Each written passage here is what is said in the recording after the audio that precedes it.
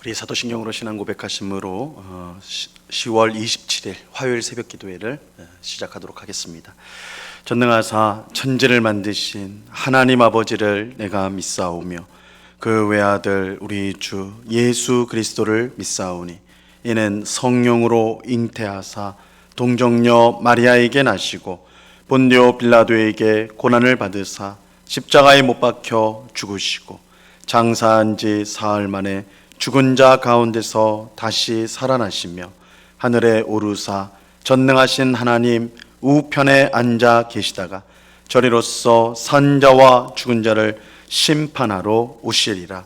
성령을 믿사오며 거룩한 공회와 성도가 서로 교통하는 것과 죄를 사하여 주시는 것과 몸이 다시 사는 것과 영원히 사는 것을 믿사옵나이다. 아멘. 우리 찬송가 545장, 찬송가 545장 이 눈에 아무 증거 아니 배워도 우리 같이 찬양하도록 하겠습니다. 찬송가 545장, 이전 토요일 찬송가는 344장 찬송입니다.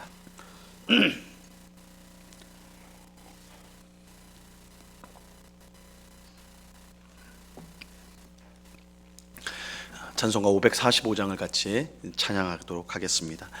이는 아무 증거 아니 배워도 믿음만을 가지고 선을 걸으며 이 귀에 아무 소리 아니 들려도 하나님의 약속 위에 서리라.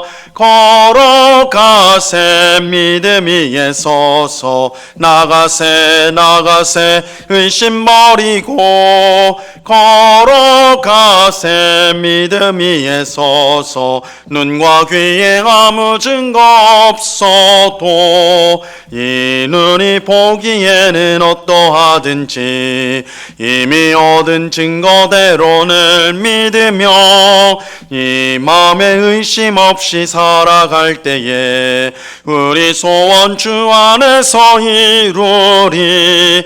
걸어가세 믿음 위에 서서 나가세 의심 버리고 걸어가세 믿음 위에 서서 눈과 귀에 아무 증거 없어도 주님의 거룩함을 두고 맹세한 주 하나님 아버지는 참 미쁘다. 그 귀한 모든 약속 믿는 자에게 능치 못할 무슨 일이 있을까. 걸어가세 믿음 위에 서서 나가세 의심 버리고 걸어가세 믿음 위에 서서 눈과 귀에 아무 증거 없어도. 아멘. 기도하겠습니다. 참 좋으신 아버지 하나님, 오늘도 저에게 생명을 주시고 무엇보다 기도의 자리에 나올 수 있도록 힘 주심을 참으로 감사합니다. 우리 주님께서 늘 피곤한 몸이었지만 새벽마다 한적한 곳을 찾아 기도에 힘쓰셨던 것처럼 비록 우리의 삶이 고단하고 힘든 일이 많을지라도 늘 새벽을 깨우며 이렇게 주님 앞에 나와 기도할 때에 정말 세상이 줄 수도 없고 알 수도 없는 참된 평안과 기쁨과 또한 확신과 믿음이 우리에게 충만히 주어지는 것을 경험하는 저희가 되게 하여 주시옵소서. 늘 하나님을 찾고 구하는 것이 우리의 기쁨이 될 수 있도록 도와 주시옵소서. 세상의 헛된 것들에 우리의 마음을 빼앗기지 않도록 우리의 마음을 꼭 붙들어 주시고 하나님의 뜻에 순종하는 것, 하나님의 뜻을 구하는 것이 가장 복된 것임을 우리로 아는 지혜를 늘 허락하여 주사 참 지혜로 이 땅을 살아갈 수 있도록 주님 도와 주시옵소서.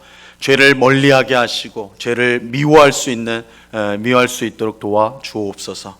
그러나 이 죄의 달콤함을 우리의 힘으로는 이길 수가 없습니다. 성령 하나님께서 우리의 마음을 온전히 다스려 주셔서 죄의 더러움과 추악함과 수치스러움을 깨닫게 하셔서 참으로 의롭고 또한 거룩한 것을 추구하는 그것이야말로 우리의 복된 것임을 알도록 성령 하나님께서 저희의 심령을 날마다 새롭게 하여 주시옵소서. 이 시간에 주의 말씀을 듣고자 합니다. 성령 하나님께서 밝히 조명하여 주셔서 주의 말씀의 뜻을 잘 깨닫게 하옵시고 이 말씀이 우리에게 양식되기를 원합니다.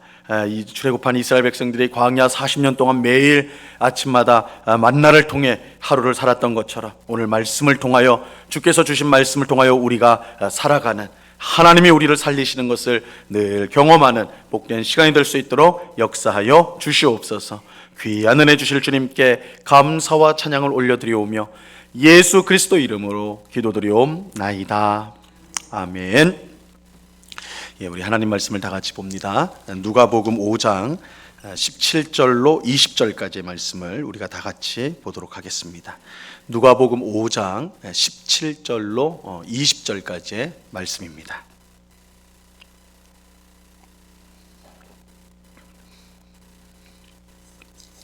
누가복음 5장 17절로 20절까지 우리 넉절 말씀인데요. 우리 다 같이 차근차근 읽도록 하겠습니다. 천천히 읽겠습니다. 시작. 하루는 가르치실 때에 갈릴리의 각 마을과 유대와 예루살렘에서 온 바리새인과 율법 교사들이 앉았는데 병을 고치는 주의 능력이 예수와 함께 하더라. 한 중풍병자를 사람들이 침상에 메고 와서 예수 앞에 들여놓고자 하였으나 무리 때문에 메고 들어갈 길을 얻지 못한지라 지붕에 올라가 기와를 벗기고 병자를 침상째 무리 가운데로 예수 앞에 달아내리니 예수께서 그들의 믿음을 보시고 이르시되 이 사람아 내 죄사함을 받았느니라 하시니. 아멘. 예수님께서 어느 집에 들어가서 사람들을 가르치실 때였습니다. 그래서 예수님은 해변가에서도 사람들을 가르치고 회당에서도 가르치고 이렇게 집에 들어가서도 사람들을 불러서 사람들이 모였을 때 가르치셨어요. 근데 이때 이제 갈릴리의 각 마을과 또 유대와 예루살렘에서 온 바리새인과 율법 교사들은 오늘 우리식으로 하면 신학자라고 생각하면 되겠어요. 그들이 함께 그 사람들 가운데 앉아 있었습니다. 예수님에 관한 소문이 널리 퍼지는 바람에 이 종교 지도자들인 바리새인과 율법 교사들이 예수님의 말씀을 듣고자 직접 찾아온 것입니다. 물론 이들은 예수님에게 무엇을 배우러 왔다기보다는, 물론 그런 사람들도 혹 있을지 모르겠죠.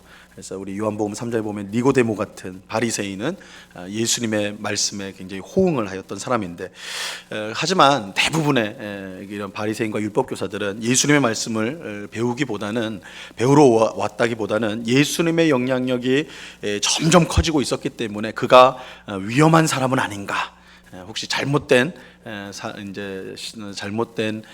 말씀을 전하는 게 아닌가, 말을 전하는 사람이 아닌가, 그것을 조사할 목적으로, 이들이 종교 지도자들이었기 때문에 그런 목적으로 찾아온 것처럼 보여요. 그런데 예수님이 사람들에게 말씀을 가르치고 있을 때에 이제 중풍병자를 침상째 메고 그 집을 찾아온 사람들이 있었습니다. 예수님께서 치료해 주시기를, 그 중풍병자를, 이제 침상에서 전혀 움직이지 못하는 이 중풍병자를 치료해 주시기를 원해서 사람들이 침상째 중풍병자를 예수님이 계신 집까지 데리고 왔어요. 하지만 집안에 사람들이 워낙 많아가지고 워낙 빽빽하게 그 안에 가득 차 있어서 이 침상을 들고 들어갈 수가 없는 것입니다. 움직일 수 있는 환자라면 이제 비집고라도 들어갈 텐데, 이건 침상 위에, 침대 위에 누워 있기 때문에 침대채 들어가야 되는데 이 사람이 너무 많아서 이게 도저히 불가능한 거예요. 그러니까 예수님이 눈앞에 보이는데 들어갈 수가 없는 상황, 굉장히 안타까운 상황이죠. 하지만 중풍병자를 침상에 메고 온 사람들은 포기하지 않았습니다. 그들은 지붕으로 올라갔어요. 예수님 당시 집들은 옥상이 평평했습니다. 그래서 옥상이 평평해서 거기서 활동을 할 수 있는 그런 공간이 되었어요. 그래서 이제 침상을 들고 올라갈 수가 있었던 것이죠. 그리고 지붕에 올라간 사람들은 예수님이 계신 방 위치를 찾아가지고 그 지붕을 뜯기 시작을 했습니다. 사람들은 침상을 집어넣을 수 있는 크기로 지붕을 뜯고는 침상에 줄을 달아서, 그 침대에 줄을 달아가지고 중풍병자를 예수님이 있는 곳으로 내렸어요. 굉장히 사실은 이게 일상적으로는 있을 수 없는 일이죠. 집에 쥐붕을 뜯어가지고 침대를 아래로 내렸다. 참 기막힌 일이죠. 이 광경을 보던 예수님께서 이렇게 말씀하셨어요. 20절 말씀을 보세요. 오늘 본문 20절. 예수께서 그들의 믿음을 보시고 이르시되 이 사람아 내 죄 사함을 받았느니라 하시니, 예수님은 무엇보다 지붕을 뚫고 중풍병자를 줄로 달아내린 사람들의 믿음을 보셨어요. 그리고는 중풍병자를 향해 이 사람아 내 죄 사함을 받았느니라 이렇게 선언하셨습니다. 우리는 여기서 이 믿음이 놀라운 역사를 일으키는 것을 보게 됩니다. 분명 예수님은 사람들의 믿음을 보시고 중풍병자에게 죄 사함을 선언하셨습니다. 믿음이 예수님으로 하여금 죄 사함을 선언하도록 만든 것입니다. 예수님은 믿음이 얼마나 중요한지를 누누이 강조하셨습니다. 예수님은 귀신을 쫓아내지 못한 제자들에게 이렇게 말씀하셨어요. 마태복음 17장 20절에 보면 이르시되 너희 믿음이 작은 까닭이라 진실로 너희에게 이르노니 만일 너희에게 믿음이 겨자씨 한 알만큼만 있어도 이 산을 명하여 여기서 저기로 옮겨지라 하면 옮겨질 것이요 또 너희가 못할 것이 없으리라. 제자들이 왜 귀신을 쫓아내지 못했는가? 너희 믿음이 작았기 때문이다. 너희 믿음에 문제가 있었기 때문이다. 이렇게 말씀하셨어요. 그러면서 믿음이 겨자씨 한 알, 겨자씨는 굉장히 작은 씨앗인데 겨자씨 한 알만큼만 있어도 이 산을 명하여 저기로 옮겨지라 하면 그런 일이 일어날 것이다. 그래서 믿음이 있어야 된다. 믿음으로 이 모든 일이 이루어진다. 하나님의 역사가 나타난다. 이렇게 강조하셨어요. 예수님은 갈릴리 호수에서 폭풍으로 죽음의 위기에 처한 제자들이 살려달라고 울부짖자 그것을 보시면서 바로 이렇게 말씀하셨어요. 어찌하여 이렇게 무서워하느냐? 너희가 어찌 믿음이 없느냐? 믿음이 없음을 책망을 하셨어요. 또 예수님은 한 여인이 자기 몰래 뒤로 와서 옷을 만지고 병에서 치유된 것을 보면서, 예수님의 옷을 만지고 병이 나은 여인이 있었거든요. 그 여인을 보면서 이렇게 말씀하셨습니다. 딸아, 내 믿음이 너를 구원하였으니 평안히 가라. 그러니까 그 여인의 믿음으로, 너가 지금 치유를 받은 것은 너의 믿음 때문이다. 믿음이 너의 치유, 역사를 일으켰다. 이렇게 말씀을 하셨어요. 이처럼 예수님은 믿음을 통해 하나님의 역사가 나타난다는 사실을 분명히 말씀하셨습니다. 그러므로 우리는 무엇보다 믿음을 가져야 됩니다. 믿음 없이는 하나님의 역사가 일어나지 않기 때문입니다. 야고보서는 우리의 기도가 응답이 없는 이유도 이 믿음으로 구하지 않았기 때문이라고 말씀을 해요. 야고보서 1장 6절과 7절에 보면요, 오직 믿음으로 구하고 조금도 의심하지 말라. 의심하는 자는 마치 바람에 밀려 요동하는 바닷물결 같으니 이런 사람은 무엇이든지 주께 얻기를 생각하지 말라. 그래서 믿음으로 구해야 된다. 믿음으로 기도해야 된다. 믿음으로 구하지 않고 의심하면 그거 받을 생각하지 마라. 응답이 없다. 이렇게 말씀하세요. 우리가 믿음으로 행할 때 하나님의 역사가 일어나게 됩니다. 우리가 믿음으로 구할 때 기도의 응답이 주어지게 됩니다. 믿음이 너무너무 중요합니다. 믿음이 중요합니다. 믿음으로 기도하고 믿음으로 행해야 합니다. 하지만 믿음이 중요하다고 할 때 어떤 믿음이냐를 우리가 생각을 해봐야 돼요. 어떤 믿음이냐? 이 사이비 종교를 따르는 사람들도 믿음이 있습니다. 그들에게도 믿음이 있어요. 그것도 보통 사람들이 갖지 못한 아주 강력한 믿음, 그죠? 우리가 이단 종교에 빠지거나 사이비 종교에 빠진 사람들을 보면 그들의 이 믿음이라는 것, 맹목적 믿음이긴 하지만 얼마나 강력한지 몰라요. 그래서 절대 굽히지 않는 그런 아주 강력한 믿음을 그들이 갖고 있는 것을 보게 됩니다. 하지만 이런 믿음을 통해 하나님의 역사가 나타나는 것은 아니에요. 이 잘못된 믿음은 아무 소용이 없습니다. 그렇다면 하나님의 역사가 일어나는 바른 믿음은 어떤 믿음일까요? 무엇보다 믿음의 대상이 중요합니다. 믿음의 대상이 중요해요. 이 바른 믿음과 거짓 믿음을 판단하는 기준은 누구를 믿는가입니다. 믿음의 대상이 누구인가, 누구를 믿는가에 있어요. 아무리 대단한 믿음을 가지고 있더라도 그 믿음의 대상이 우상이라고 한다면 그 믿음은 거짓 믿음일 수밖에 없는 것이죠. 열심히 믿고 간절히 믿는 그 믿음 자체가 중요한 것이 아닙니다. 우리는 그렇게 오해를 해요. 내가 열심히 믿으면, 내가 간절하게 믿으면 그 응답을 받을 것이다. 그런데 그렇지 않아요. 대상이 올바라야 되는 거예요. 우리가 믿는 그 대상이 올바라야 합니다. 이 성경에서 바른 믿음은 오직 하나님을 향한 믿음입니다. 그리고 그의 아들 예수 그리스도에 대한 믿음이고 하나님의 영이신 성령님을 향한 믿음입니다. 즉 삼위일체 하나님을 향한 믿음만이 바른 믿음이고 참 믿음입니다. 삼위일체 하나님이 아닌 다른 것을 믿는다면 그것은 거짓 믿음이고 헛된 믿음입니다. 그래서 우상을 숭배하는 건 물론 그건 거짓 믿음이고, 심지어 천사들, 하나님의 천사를 믿는 것조차도 성경은 그거 바른 믿음 아니다. 그래서 천사들, 이제 사도 요한계시록에 보면 사도 요한이 자신에게 하나님 말씀을 전하는 천사 앞에 절을 할 때 천사가 그렇게 하지 마라, 그렇게 하지 마라. 나도 똑같은 형제다, 똑같이 하나님 앞에 피조물이다, 이렇게 고백을 하거든요. 그러니까 우리의 믿음의 대상이라는 것은 삼위일체 하나님 한 분밖에 없다, 삼위일체 하나님밖에 없다. 이것이 성경이 명백하게 가르치는 것입니다. 오늘 본문에서 중풍병자를 예수님에게 데려온 사람들에게는 믿음이 있었어요. 그 믿음은 바로 예수님을 향한 믿음이었습니다. 그들이 어떻게 이런 믿음을 갖게 됐는가, 예수님을 향한 믿음을 갖게 됐는가, 그건 정확히 알 수 없어요. 하지만 분명한 것은 그들이 예수님을 하나님이 보내신 구원자요, 중풍병자를 능히 고칠 수 있는 분임을 믿었다는 것입니다. 이런 믿음이 없이는 남의 집 지붕을 뚫는 것은 상상도 할 수 없겠죠. 혹 고쳐주실까? 혹 저 사람이 그런 능력을 보여주실까? 이런 생각이 있다면 감히 지붕을 뚫지 못했을 겁니다. 그들이 지붕을 뚫고 예수님에게 병자를 내린 것은 예수님이라면 반드시 고칠 수 있는 분이다. 그 더 깊은 의미에서는 저분은 하나님이 보내신 메시아다, 하나님이 보내신 구원자라든 그런 분명한 믿음이 있었기 때문에 이런 일들을 행했던 것이죠.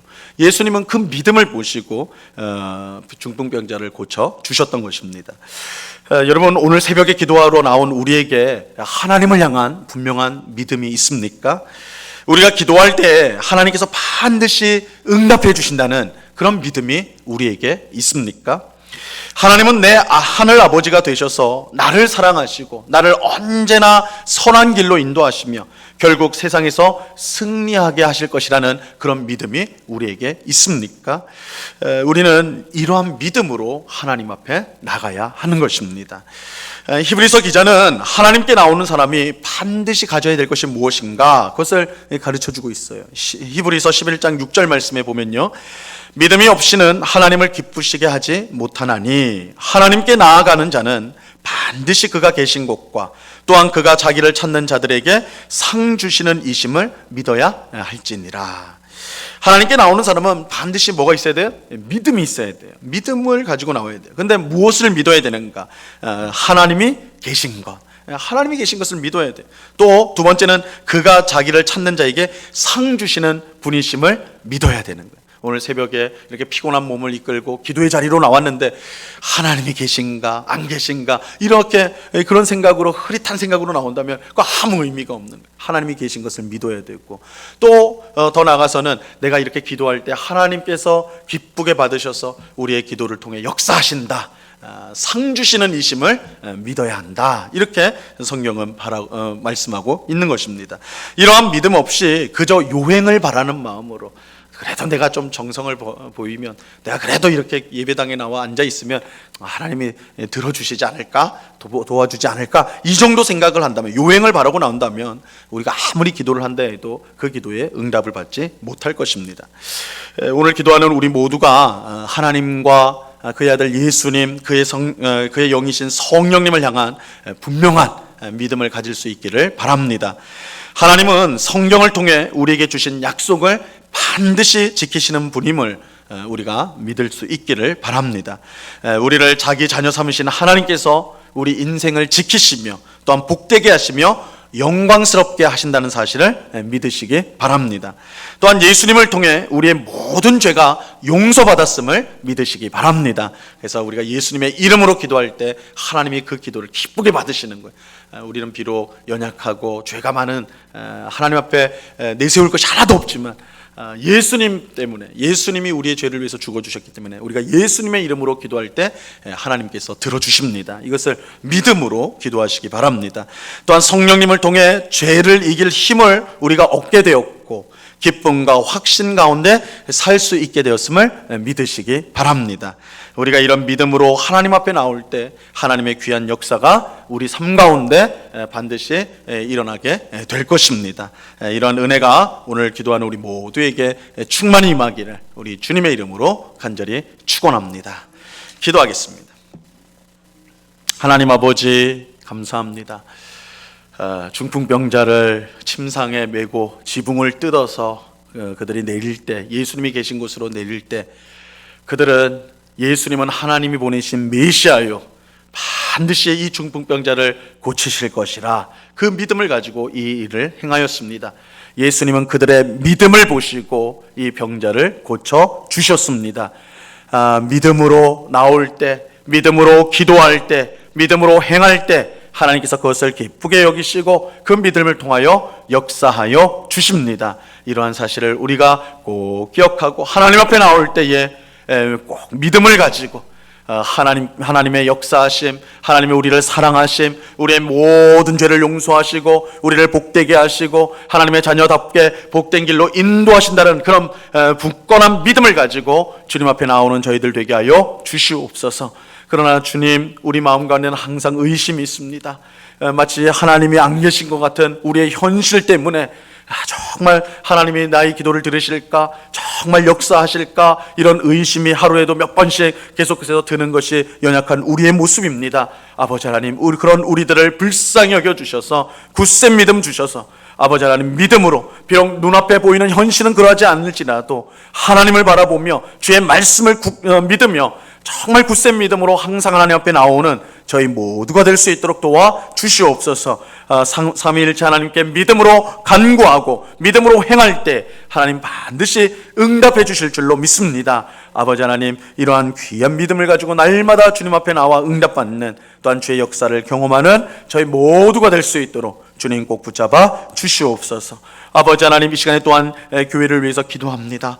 우리 응곡교회가 정말 믿음으로 충만한 교회가 되기를 원합니다. 코로나19로 인하여서 사회 전반적으로 다 어려워지고 특별히 한국교회도 교회도 여러 가지 어려움에 직면한 상황 가운데 있습니다. 우리가 어떻게 해야 되는가? 이런 변화된 환경과 상황 속에서 어떻게 해야 되는가? 우리가 혼돈스럽고 또한 참으로 이 혼란 가운데 어찌할 바를 모르는 저희들인데, 그럼에도 불구하고 우리가 이 모든 상황을 우리 결국은 복되게 하시고 또한 선하게 인도하실 하나님이심을 우리가 분명히 믿는 우리 교회와 우리 모든 성도가 될 수 있도록 도와 주시옵소서. 우리는 연약할지라도, 우리는 지혜가 없을지라도 하나님은 지혜로우시고 강하시고 능력이 있으시기 때문에 이 모든 어려움들을 능히 이기게 하실 줄로 믿습니다. 온 성도들이 하나님을 의지하며 바라보며 기도하는 가운데 이 모든 어려움들을 잘 극복해내고 더욱더 든든히 복음에 든든히 세워지는 우리 교회와 또한 한국교회가 될 수 있도록 하나님 주장하여 주시옵소서.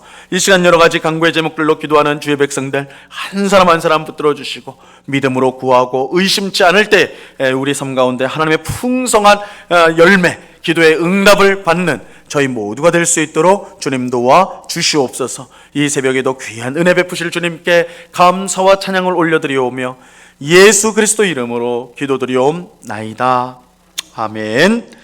하늘에 계신 우리 아버지여, 이름이 거룩히 여김을 받으시오며 나라에 임하옵시며 뜻이 하늘에서 이룬 것 같이 땅에서도 이루어지이다.